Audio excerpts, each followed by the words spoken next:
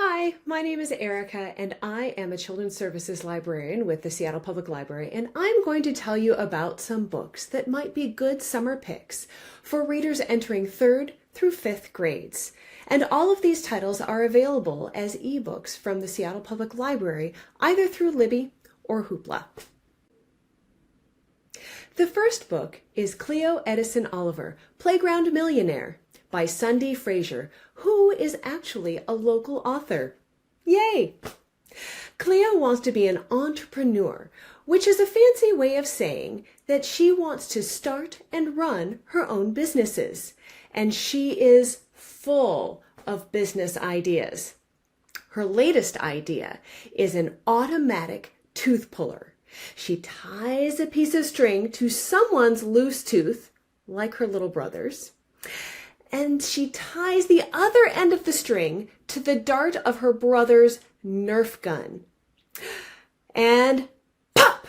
The tooth comes flying out like magic. It works so well, she brings her invention to school, where it lands her in a bit of trouble. So, if you want to find out about Cleo's businesses and how she gets into and out of trouble, you can check out Cleo, Edison, Oliver, Playground Millionaire. My next book is Leaving Lyman by Lesa Cline-Ransome, which is a work of historical fiction. The story takes place in the 1940s and follows Lyman as he moves from Mississippi to Milwaukee to Chicago. Lyman has music in his heart, music he learned from his grandpops on the guitar. But after grandpop dies and his grandmother gets sick, Lyman goes to live with his mother, who left when he was little and he barely knows. She has started a new family that doesn't treat Lyman at all kindly, forcing Lyman to realize that he only has himself to rely on. A tough lesson that hardens his young heart and ultimately lands him in a juvenile detention center. Can Lyman get through all of these challenges he faces and find the music in his heart once again?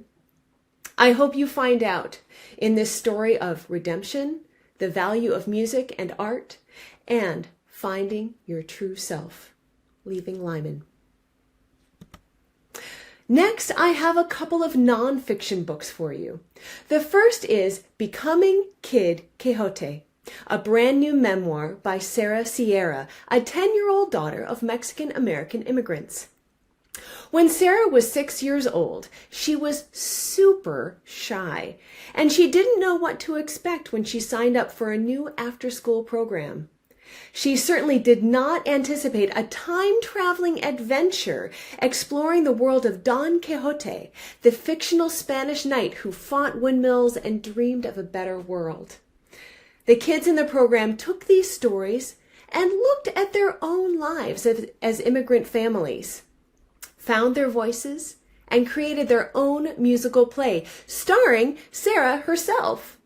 Pick up this book and join Sarah on her journey of Becoming Kid Quixote.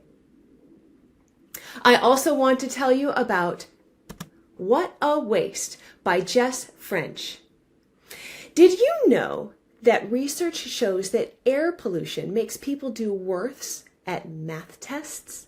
And that enough plastic is thrown away each year to wrap around the entire Earth 4 times. I picked this book because our theme this summer is Every Day is Earth Day. We just celebrated the 50th anniversary of the very first Earth Day, and now, more than ever, we need to be all working to protect our planet so that you, your kids, and your grandkids can have a healthy, thriving planet to live upon. While this book has some tough facts about how people's habits are hurting our planet, it also talks about how all of us, even kids, can help make things better. So check out What a Waste and find out what you can do to protect the only Earth we've got. Finally, I'd like to share a graphic novel that's available on Hoopla. My video game ate my homework by Dustin Hansen. It's about Dewey, who has found himself in a bit of trouble. See, Dewey has dyslexia, which means he has a lot of difficulty reading. Unless he can get a perfect score on his science fair project, he is going to have to go to summer school. Now, Dewey may have trouble reading, but building is something he can do really well. So he builds this super cool volcano model with buttons that spurt out ketchup and smoke and things. But then Dewey's friend Ferg comes over with a new video game console that he borrowed from his dad and says, "Dewey, can you fix it?"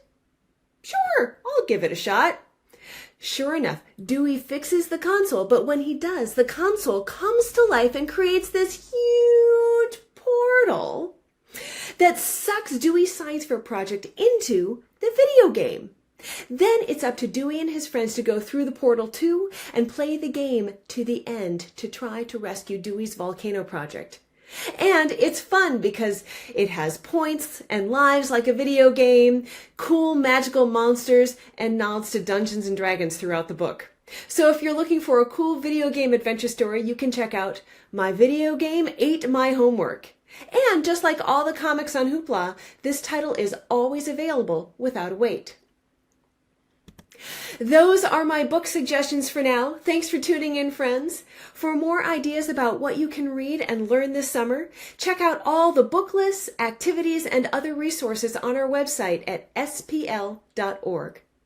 Happy reading!